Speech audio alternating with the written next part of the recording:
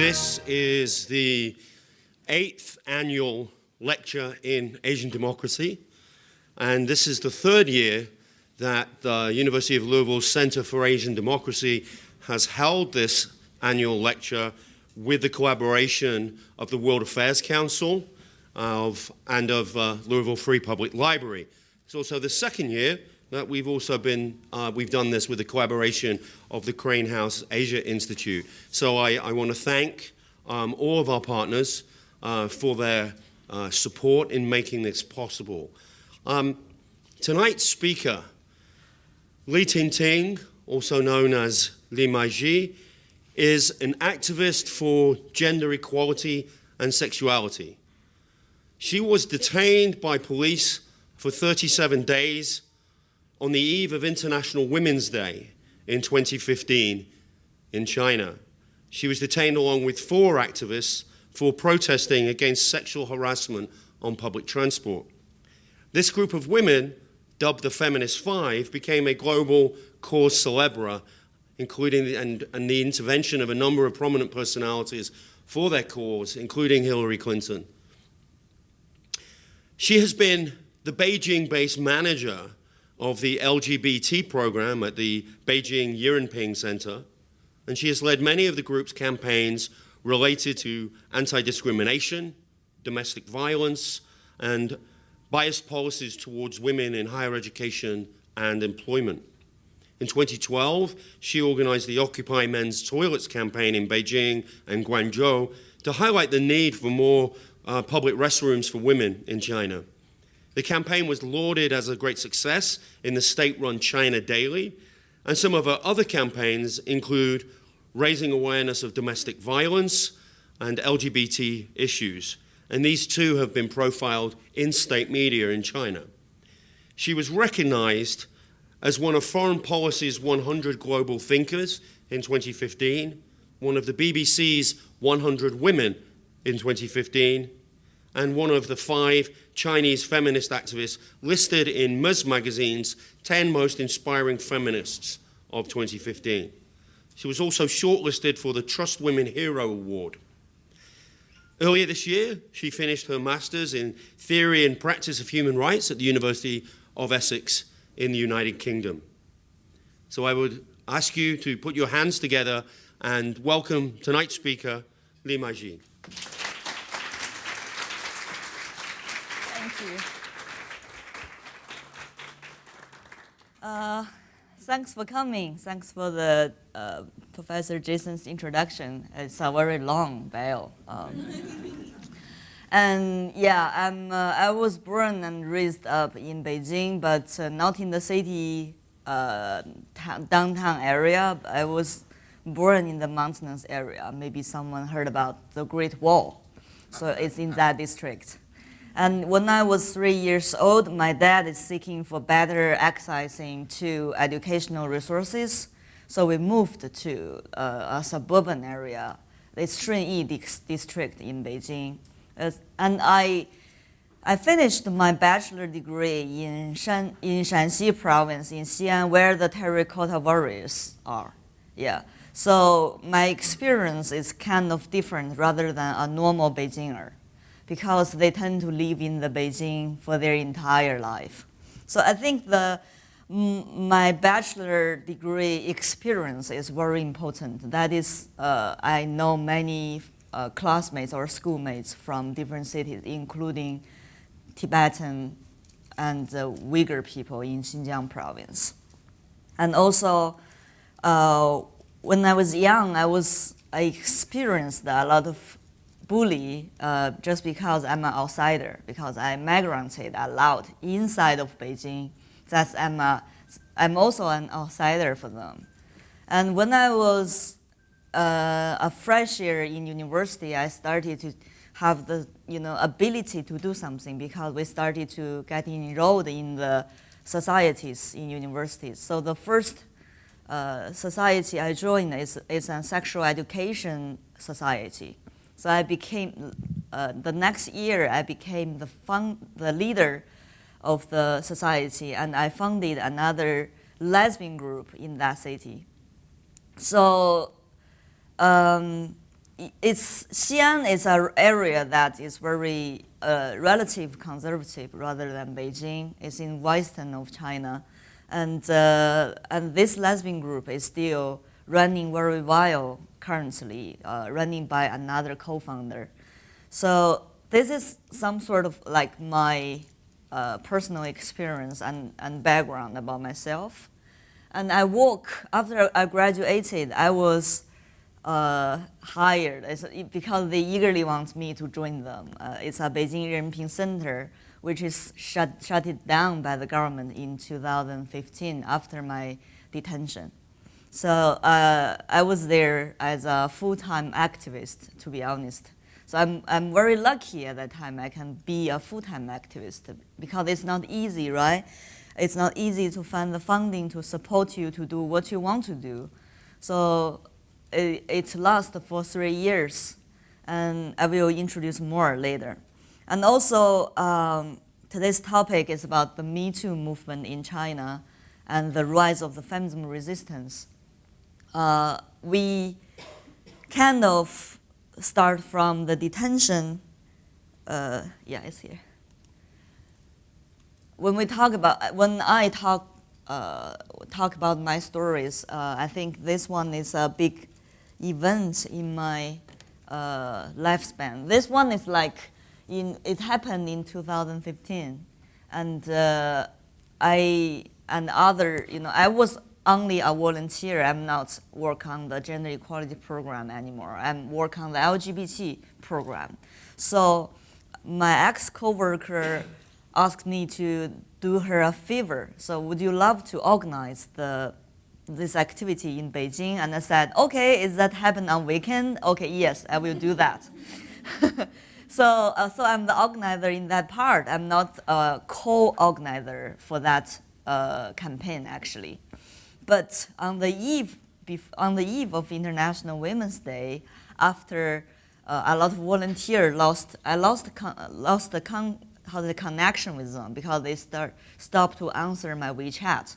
I started to feel like, okay, maybe they got harassed by the police, so they are banned from talking with me. I said, okay, if no one, the college students, they would not dare to do that. I will do it by myself. So because it is the International Women's Day, we have to do something. So I printed all of those stickers by myself. I paid it by myself. And it was 10 p.m. The police started to knocking the door, non-stopping. And I know they're coming, so we turn off the lights, pretend we are not there. But they monitored my phone call. So I called the landlord. She's also a friend of mine. I said, don't go back because the police is coming. And they monitored my phone call, and they are pretty sure I was there. So they hired someone to break the lock. So in that situation, I have to open the door, and they searched my house, bring all of the expensive electronic devices away. And I was took together with my ex-girlfriend at the time to the police station. And after 24 hours non-stopping interrogation, I was released. The reason why I got detained because we are trying to do something about anti-sexual harassment. And it is a very political sensitive period. At that time, we have the two congresses is going on. The two congresses, which means they are going to pass some law during that period. And also, we don't have the right to vote, to be honest, no. So when people talk about election, I feel really awkward because I don't know what to talk. And after the non-stopping interrogation, I feel super tired, but also very excited because you still don't know what's going on because it's a criminal detention. They bring some documents, ask me to sign on that document, and they bring me to the basement, put me into the car. At that moment, I started to realize that things became severe because in the past, after less than 24 hours interrogation, they will let you go. But this time, they put you in a car. So I told other two sisters, we might got detained in the detention center. So we need to insist on, and we need to be brave. It's only going to be 37 days or 30 days. And they don't believe it, you know. The other two sisters said, oh, it can't be true. And I know it because I got a strong feeling because it's a long trip to somewhere. The detention center basically is far away from the downtown. And then, yeah, I was there. I spent 37 days there, and the investigators, they keep questioning me about, are you committed disturbing the public order, and you are guilty, and you broke the law, and you are an indecent woman, and some sort like that. Like those sort of humiliation and insult doesn't work because, you know, I'm a lesbian. That's it, right? You try to insult me using my sexual orientation, doesn't work. Or try to insult me as a feminist, doesn't work. And they totally, you know, the slut shaming, body shaming totally couldn't work on me, but work on other sisters because they check someone's, you know, the records of whether you sleep with boys in the hotel, and they're gonna charge you. Maybe you just do something like sex worker or prostitutes, which is some kind of not a legal procedure, you know. It's beyond a legal procedure at that time. Although before I got arrested, they test my blood, trying to see whether I use drug or weeds or some heavy drugs. So I'm lucky I didn't use none of them. Until now, I still feel fearful if I have some peers, you know, I can get access to weeds, but I never use them. Yeah, just for my own safety. So this is the detention, and it's been 3 years later. So our first campaign, is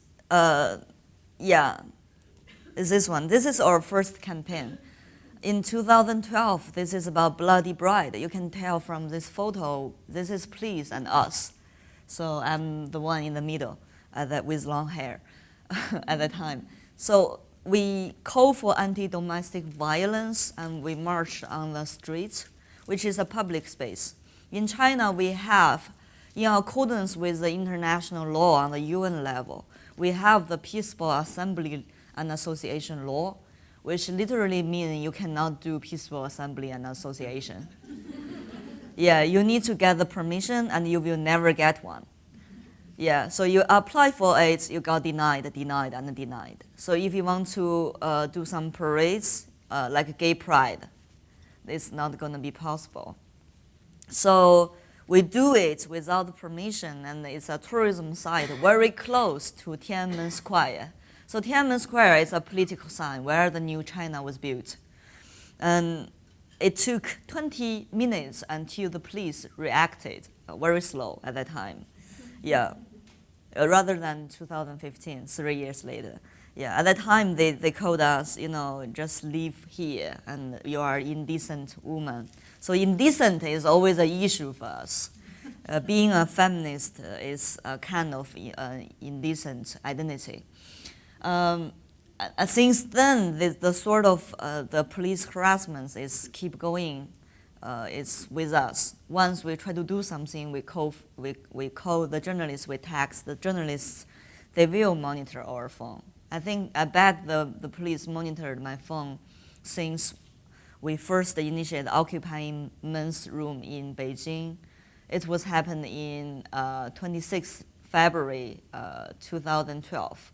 And they monitored my phone nearly a month because it's close to the International Women's Day. We plan another activity, so I got interrogated in the police office again because they clearly, I think they monitored my phone because a half hours later they knocked my door because I call a volunteer. We are going to do something in front of a governmental department.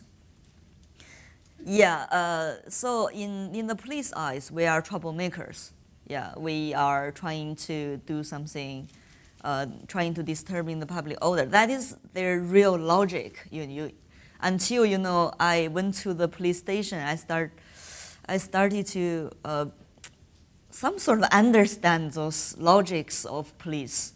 Yeah, and There are many bad results caused by the detention. First of all, a lot of NGOs has been shut down, including my NGO. So I work underground for a while. 2 years later, I feel very burned up and very exhausted. So I decided to study abroad for a year. I got sponsored by a foundation, and I studied in human rights in University of Essex for a year. And you can tell in 2019, Feminism Voices was banned as well, and the office shut it down. We lost a public space for gender equality or for feminism issue. At the same time, criminalization happened in a lot of areas. In China, we cannot get access to Facebook, Twitter, Gmail, Instagram, or some politically sensitive websites. And we need to use the VPN. And there's new regulation released maybe 2 or 3 years ago. Using VPN is illegal. So everything is illegal in China. So I became an illegal person because using VPN is like a daily habit.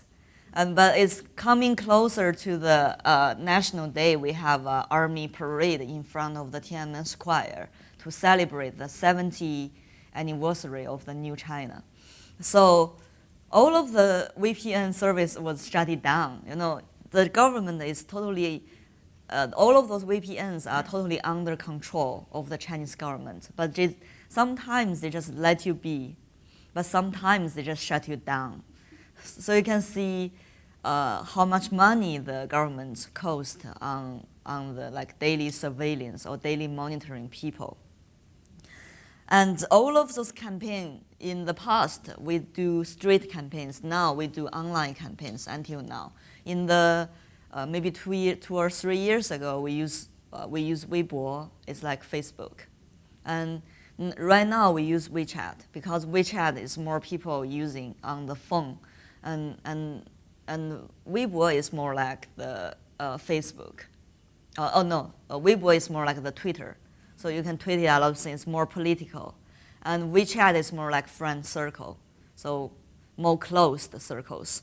But we have a lot of followers. And also the TikTok, the log is again popular in China. So we try to using the online campaigns. And the Me Too campaign happened during this period.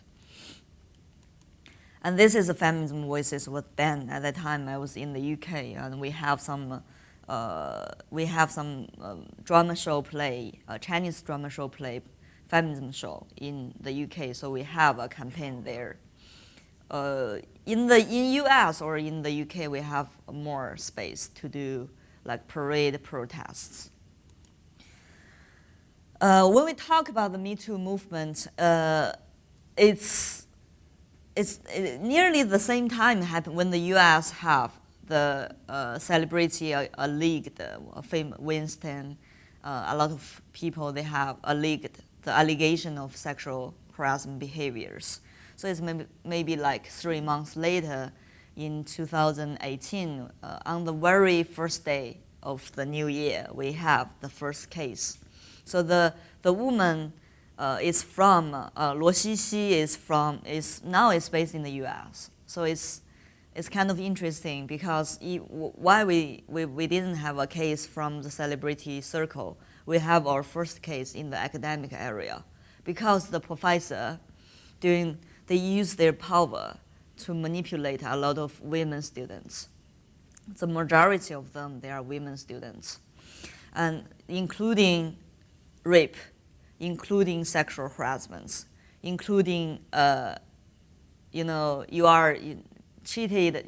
They said I just cheated in my family. It's not rape, some sort like that, because a lack of evidence. Some of the girls they dare not to stand out, and also the rape culture, slut shaming is very popular in China. So it is understandable why they would how to say they hide their real identity, but someone in China was harassed by when she interned in CCTV, is the Central China TV. It's a very political and very belongs to the Communist Party, so people watch it every day. No matter you are a teenager or older people, everyone watch it at 7 p.m. So she was sexually harassed by this famous broadcaster in CCTV, and it's not like sexual assault or rape, but finally she stand out, use the real face on the magazine, on the media reports, and which is a breakthrough rather than the Luo Qixi's case. And so it's the online campaign goes through offline because people, they started to see each other, build up the connections, and there's more survivors. They came to see each other. And also if we have some events talking about sexual harassment, which is kind of rare in China. But once we have an opportunity, like in Beijing, there's a book selling talk about the sexual harassment issue in Japan. So the writer is a survivor as well. So we came to see each other, and people, they have a very fixed network, and they can support each other, which is very important, rather than in a strong background of the rape culture in China. And sex is in the public is a taboo, and people don't talk about it. And Chinese people, they tend to be conservative. So, yeah. Also, the Me Too movement happened in a lot of area, in the Buddhism area. So the president of the Buddhism Association, he was alleged to have raped a lot of, nudist, no, not nudist, nun sorry. So my roommate is a nudist, and so I use this word a lot. Nuns, okay. And also he's a very famous public figure. So in China we have 2 congresses. He is the representative of that. So it's very political, very important. And after all, he was enforced disappears because he belongs to the Communist Party, and they have a special procedure for the party members. So it's another kind of enforced disappearance, and also got very severe punishment for that. And now we have a new president. And this is one case from the Buddhism world. And also in the rock music, NGO field. And in NGO field, we tend to think, okay, it's in NGO, people have the universal values, equality, non-discrimination, gender equality. But it is not. If it's not in a gender equality organization, they copy the same mainstream stereotypes. Yeah, it's like just stereotypes or gender bias is everywhere in China. And in the public intellectuals, a feminist cannot be a public intellectual because narrow down the knowledge. So that is the how the people treat the feminism knowledge productions. But we have our first case, and later on there's more cases. Which one case is happened in Minneapolis. It's the famous CEO Liu Changdong raped a volunteer. It's like a lot of volunteers. They trying to assist Liu Changdong's trip in the Minnesota University, Twin City, and he was doing the DBA there. It's like academic tour, and he picked up a girl, and sophisticated, asked her to be on the dinner table and drunk her and to the hotel and raped her. So this case, at the beginning, Liu Qiangdong was arrested and finally got released. And because he is rich and he has a lot of resources, media resources, and the PR team, including Changdong is a very famous company in China. So a lot of fake video was released on social media. It's a kind of stigmatize the victim. And Jing Yao is very vulnerable. And so we try to do something to support. And this is a talk from our, we built up a new women leadership organization. So we are seeking the new opportunities and trying to do something. We figure out women leadership could be a good way to continue our activism. So this is an online talk. So people from New York, people from Minnesota, people in China organizing it. Our audience is from China and also in the US. And that one is the talk. And the Japanese writer came to Beijing, have a book signing. So book signing is okay. Talking about feminism, no. So you can find the space, it's very interesting. We are lucky we still have the space rather than North Korea. Yeah. So the Me Too movement relates the feminism movement. At that time, a lot of our sisters, they have the mental health issue and like depression, bipolar, some sort like that. And there's less resources to support feminists. So the self-caring is always an issue for us. This is, we have after the Minneapolis police, they decided not to bring the case into the court. The Jing Yao initiate civil case into the court. So this is the first time we face the Liu Changdong's lawyer. So Jing Yao obviously needs some support from outside. Yeah. So we call for the participation, and there's 2 new volunteers joined. And we took a photo outside of the court and made a video. And the video have 1 million click right now. So it's very successful. And we just want some, when we click, we're trying to search this case on the Google or Baidu, it's always show the face of the CEO. And so the Jing Yao is, we cannot see her face on social media. We know why. So we try to use this to support. Okay, at least we have protests for that. And also it's a transnational case, right? It happened in Minneapolis, but it's, the perpetrators, they are Chinese. The perpetrators is not only one, because on that table, they cooperate with each other and drunk that girl. So that is very important. And one of the volunteers, we talk with each other because we are friends. And she said, it's very unpredictable that we got 1 million click on YouTube. So YouTube is like Western media. The Chinese people, they cannot see it. And a lot of people, they know nothing about that case, even though it's happened in the US. But it's a case about Chinese people, right? So this sort of transnational feminism, it's an advantage for us to sustain the visibility of what's going on in China. And apart from this, things happen in the US is kind of indirect. But we are still trying to do something inside of China. And this one is about the Me Too exhibition. Also, we have the Feminism Act, Feminist Activist exhibition, which is initiated in Michigan University in New York. And there's another Me Too exhibition is going to be open in New York as well.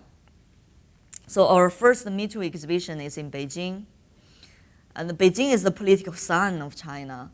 And the police, they are more smart rather than other second tier cities. But we still, because in China, Beijing is a big city. Yeah, so I was raised in the suburban area. So Beijing have many art zones outside of the 5th ring. So Beijing have 2nd ring, 3rd ring, 4th ring, 5th ring, and 6th ring. Now they have 7th ring. is planned. It's in the planning period. So we have many art zones. Yeah, so we still can find a space. So the tactic is do not inform people, do not leak the address. So we release the address in advance for 1 day or 1 night. Then people can come. And then the police reacted. The police came maybe 1 or 2 days later. So we have 1 or 2 days space right now. Also on the online, because the surveillance is always delayed. So we have an article, we have 10,000 readers clicked, and then the article gone. But the problem is we lost a lot of knowledge production because they are just disappeared. Maybe some people don't have the backup of that. So maybe many years later, who gonna remember occupying men's room? It used to be on the mainstream media, but in the social media era, it's going to be a problem. So we need some sort of archive to remember, to build up. So GitHub, people use it, and the matters, people use it a lot, yeah, to adjust the new situation of the social media era.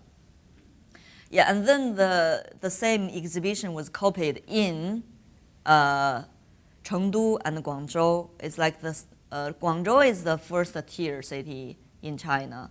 Chengdu is like the second tier city. And in Chengdu, the show was successfully exhibited for 3 days, and then the police came and shut it down. In Guangzhou, it happens in a space of belongs to the embassy. So it's kind of interesting. So like US embassy, Netherlands embassies give a lot of support in these first tier cities, Shanghai, Beijing, Guangzhou, and Shenzhen. So this is like interesting because it's their territory, right? It's US territory, so they can have these activities happen, especially provide space for LGBT movements.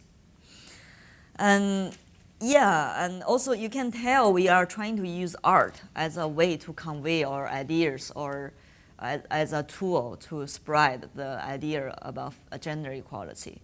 And also about the LGBT issues. I'm also a lesbian, self-identified. And during the detention, I figured out, okay, feminism is like my soul, right? Because it's like a spiritual thing. And the lesbian is more like my lifestyle, and yeah, for the mainstream people, I'm very indecent, right? Because I'm a lesbian, a feminist, and I'm a leftover woman in China. If you over 27, you not get married, you're leftover. Yeah, the Old China Women Federation gave the definition about that, which is very ironic. Yeah. So left over and without children, quite indecent. So, yeah, but currently I work in a company with normal people, and they kind of very open-minded, which is to my surprise. And my boss said it's not going to be an issue for me if I'm a lesbian, but if I speak out, shut it out in the office, it's going to be a problem. Yeah, so I still have the space, have the negotiation space to be myself, but it's still be a concern in my mind. You need to be careful, and you need to not to talk about it. And my direct boss never talk about it, even though she knows. Maybe she doesn't know how to talk it to me. People don't talk about it doesn't mean they are, homophobia. Maybe just because they don't know how to talk about it. Because she's a very nice person.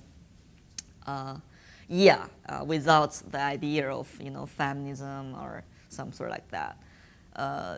So being a gay in China is more like visibility is very important because people couldn't see each other, especially in those areas like public servant departments. You cannot be a gay. If you are gay, you cannot get promoted. If you not get married, you cannot get promoted. So they value the traditional family values a lot, which is very similar in the U.S. The U.S. people, they value the family values allowed. In China, the same. Yeah, especially in the governmental departments. Yeah. Yeah, so I'm going to stop here. And we are going to have a conversation with Jason. There are a couple of things that I wanted to follow up on from the talk, which are of particular interest to me. My own research is on social media and how social media is used by groups such as those that Li Maizi has worked with in China.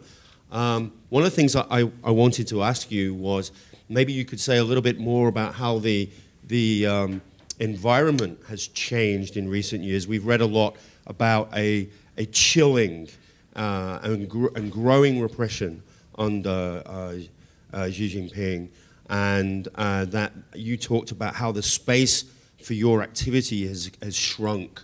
Maybe you say a little bit more about what it used to be like and how much more restricted it is now for the kind of activities that you do online. Yeah,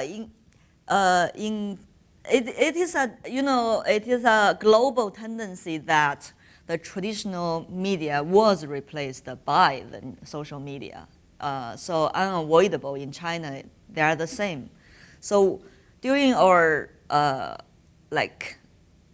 campaign since 2012 to 2019, so we clearly feel in that way, because at the beginning we are in favored by the traditional media, like the Xinhua Night. It's a mainstream media in China. It's working? Yeah. Okay.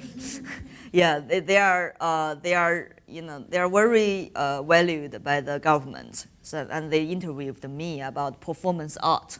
So the Bloody Bride, we marched on that street over 20 minutes, even though there's some guards said, hurry up. But we just finished our march on that street, which is like historical important. If you don't do that, maybe the boundary is there, you thought it's here. So that is very meaningful, we tried. But clearly, if now we copy the action in front of the Tiananmen Street, we got arrested immediately. So that is the difference. Online, that's why the offline campaign is banned. Yeah, people clearly know that. Until now, the social media, it's like if you post something on the social media, people just delete it. But we have new regulation. If you spread some fake news on the social media reposted by others over 500 times, you broke the law. And they are going to put you into the administrative detention or even more severe persecutions. That is a new regulation released about the cyber security law. So, and also, and the police violated their rights a lot. There's more random administrative detention. I posted something on the social media and I said, "Oh, please come to catch me," and they got caught. Yeah, and they said people reported, but I don't fully believe in that. I don't believe China already became the country people report each other. And most of the time, I think it's the internet police. They work on it. Yeah, but there's a tendency. People feel panicked about say something publicly on the social media. And the other question I have before I ask the audience to give me to stand up and come to the microphone with questions is I wanted to ask where you find your personal courage and strength from. You've talked about how many of the movement got very depressed and had mental health issues as the government began to crack down on your activities. You've spoken about how difficult it is to find public spaces where you can protest, where you can do things that we take for granted. And many people in the audience will be aware that in your culture, in your society, there's enormous pressure that's put on parents to rein in their children when they step out of line and use their parents in a way to sort of blackmail activists. So given all of that, where do you find the strength and the courage to keep going? How do you continue to motivate yourself to do this? Okay, it took me a long time to figure it out because I keep receiving the media interviews and they ask me the same question. Okay. But I got a brief version of that answer. So in my family, I'm the only granddaughter. So my grandma have 4 boys, no daughters. So she cherished me a lot, you know. When I was 3 years old, she passed away. So I don't have any memories about my grandma. But what I only know is like my relatives, my parents told me my grandma liked me a lot. So I think my inner confidence is from when I don't have a memory. Yeah, it's only it's an assumption. Since I got the inner confidence, when I met something, I always took an attitude is resistance, right? So when I was bullied in my primary school, in the kindergarten, or in the middle school, I feel like something is not right. I will keep fighting. And my father tell me never give up. To be honest, for example, I successfully punched a boy because the whole family, kids trying to bully me in a plant field. So I finally couldn't tolerate. I punched that boy, and the boy nose started to bleeding. And later on, his mom came to our house and said, "See what your daughter done to my boy," something like that. And things happened, and during my childhood, I never yelled. I never, my coworker, he told me his father, asked him to kneel on the street and walk back home, and he just did that. It's gonna be a very unforgettable, negative experience in his whole life, and he feel, he's a coward. Yeah, those sort of experiences very important when you are young. Your attitude toward a bully, your attitude toward domestic violence, or when something happened, when bully happened, it's not happen on me, happen on others. I'm always trying to help.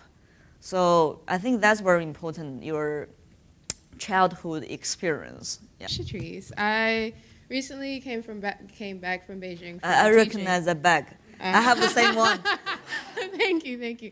So I was wondering, with kind of like how they're treating the public sector and like the government in terms of like LGBT and women's rights, do you think that also will leak into the private sector? So I know that there are a lot of like gay bars and stuff, like High Bar and stuff in kind of like the foreign areas.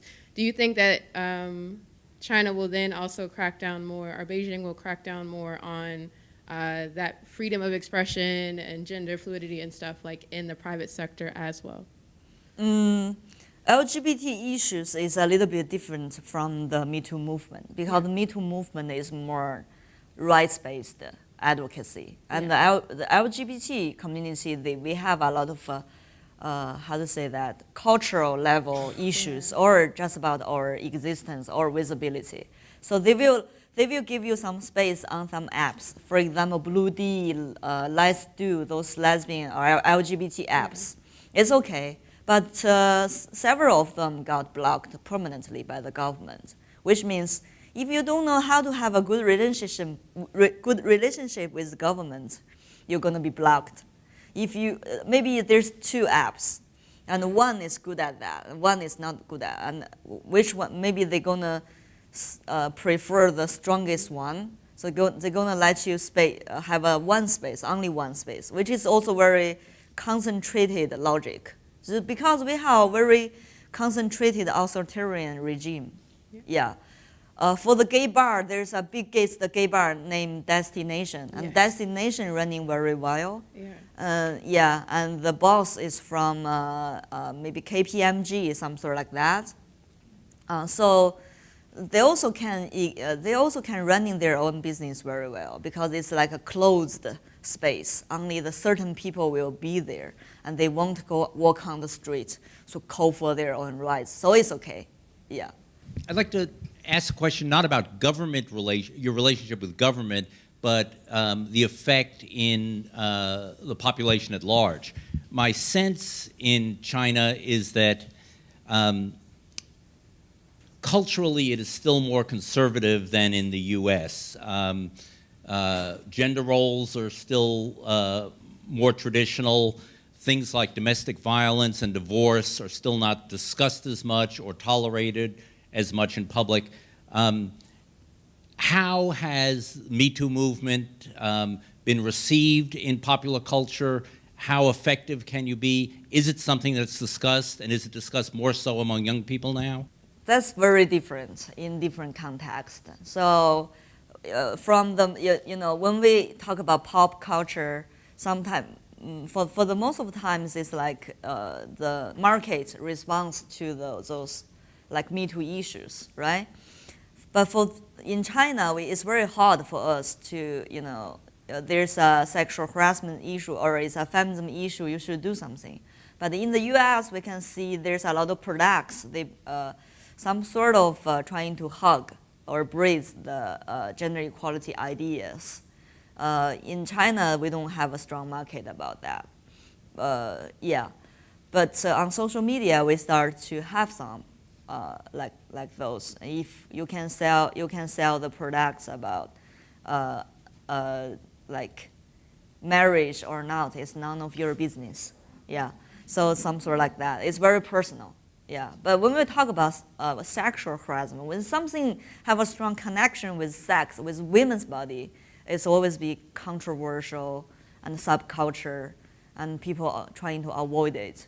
Yeah, and the All China Women Federation, they can focus on the domestic violence because wives, they are innocent, some sort of that, rather than those sluts.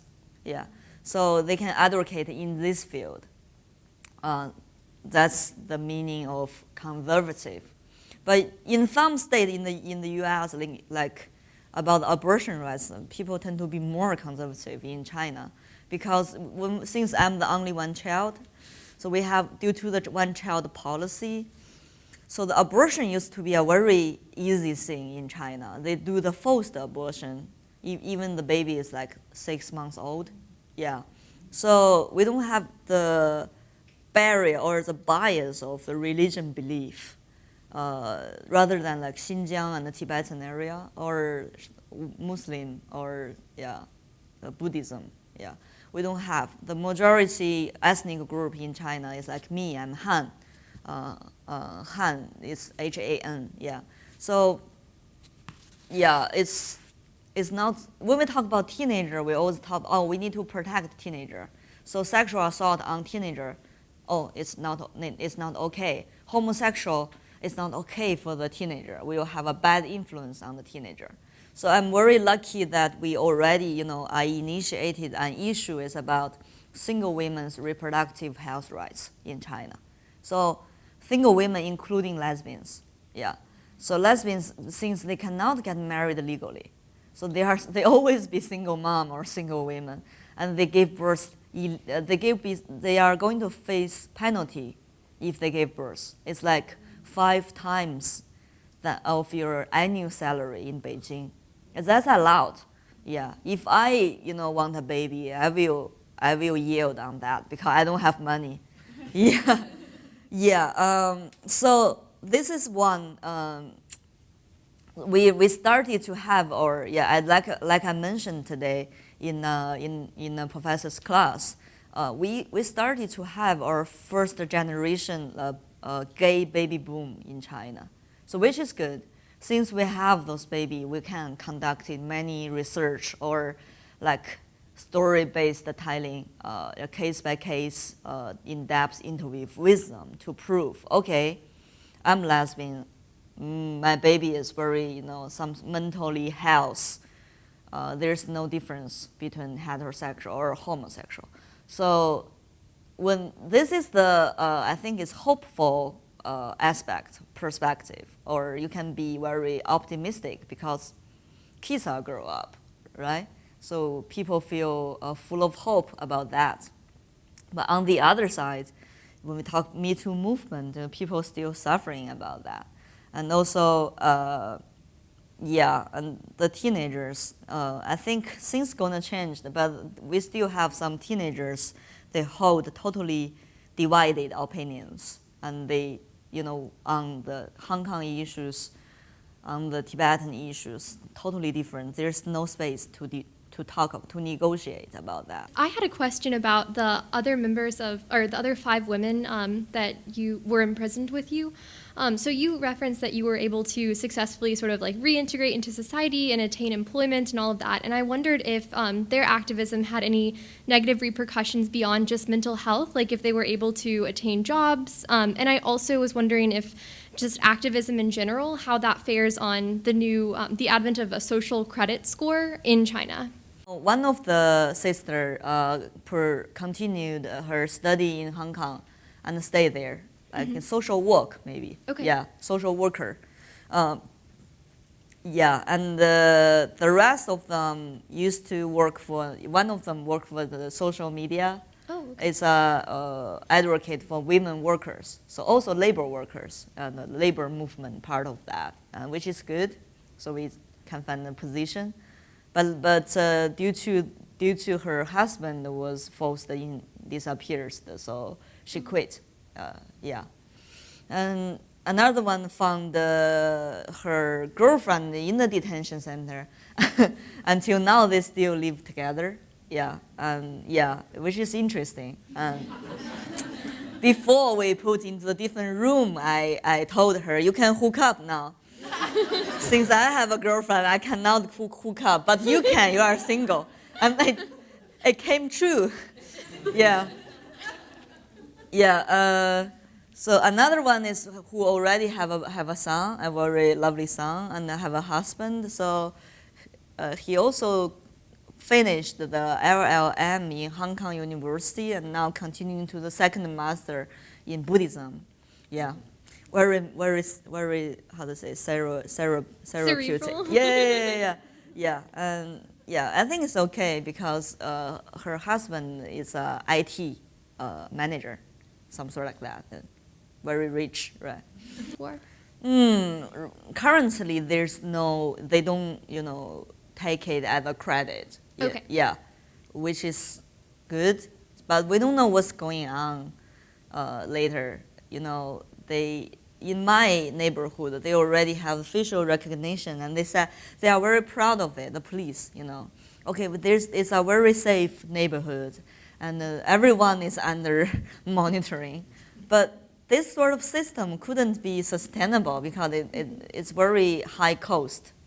So the social credit system have a strong influence on those people who bankrupted, or they are petitioners. So petitioners is that in China we have a petition system between the civilians and the court. So in most of the country, if you have some case, you bring it directly to the court. But in China, you brought it to the petition system. So you complain about that. It's not a legal procedure because too many cases, the court can't deal with it. And those people, they are going to be tracked through their national ID card. So it's going to be under the monitoring if they're trying to enter into Beijing, and they're going to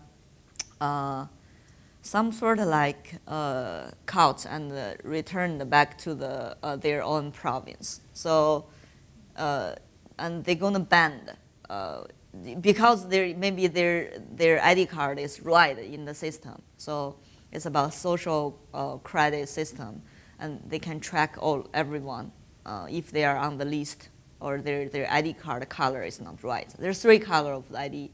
It's like green, yellow, and red. I heard about that, but I never, I'm not in that system, so I don't know it very clear. 首先，欢迎到肯塔基。I first heard about your story through the book Betraying Big Brother, which everyone here should check out from the library. I was just wondering if you could tell us a bit about your experience with that book and how it might have affected your life and your activism and your public profile after it came out. The little Hong is in her another book, The Leftover Women. There's a very small chapter about me, and we do the interview while I still work for the Beijing Yirenping Center, very close to our office. Little Hong is half Cantonese, but people tend to think, oh, she's American. You know, an American woman write a book about Chinese feminism activists. And it's always controversial because many scholars wrote articles to criticize this book. And also, recent, she got many invitations by universities or something like that. But I want to say that it's, if I'm the writer, I have the rights to write, right? But also some people worried about our own safe. Because we live in China. We have a talk. Little Hong came to China as a tourist, so we talk with each other in a book salon, which is good. And but we don't talk very much after that talk. But there's a scholar said betraying the big brother, it might be a name, trigger the government. Make them feel angry. I think it's, for me, my feeling is, oh, it's okay, yeah. But for other sisters, they do feel a little bit upset about the name. But, as a writer, they have more rights to decide about it. And also, I think we need someone to be in the US to tell our stories, because we cannot travel, like this. I need to ask to leave for a week to do this. We both have our own work and life in China. So I think it's good, some people like Amanda knows me through the book, right? So it's good we have a book to tell our stories. So I think overall, I don't blame this sort of citing in this book. Yeah, and also I think sustaining the public attention worldwide about what's going on in China is very important. We cannot be isolated from the global,